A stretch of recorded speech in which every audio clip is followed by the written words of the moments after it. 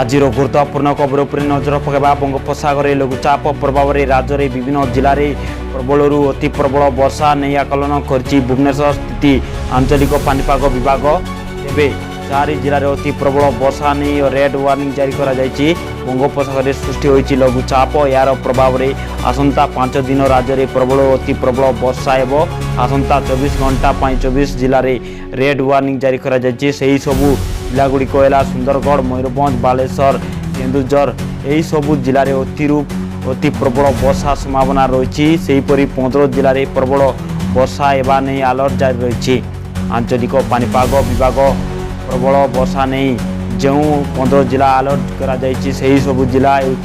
भद्रक केन्द्रापड़ा जाजपुर सुंदरगढ़ झारसुगुड़ा सम्बलपुर देवगढ़ अनुगुल ढेंकानाल कटक पुरी खोर्धा नयागढ़ गंजाम गजपति प्रबल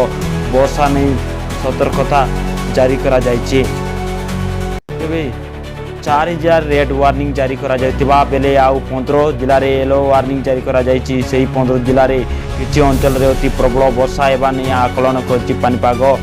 आसंता 1 तारिख पर्यंत समुद्र न जावाई मत्स्यजीवी पानीपाग विभाग पक्षर परामर्श दि तेज जुलाई 4 तारिख पर वर्षार परिमाण कमिबार नहीं पानीपाग विभाग आकलन कर बंगोपसागर लघुचाप प्रभाव में राज्य में विभिन्न जिले में प्रबल अति प्रबल वर्षा एवं नहीं आकलन कर भुवनेश्वर स्थित आंचलिक पानीपाग विभाग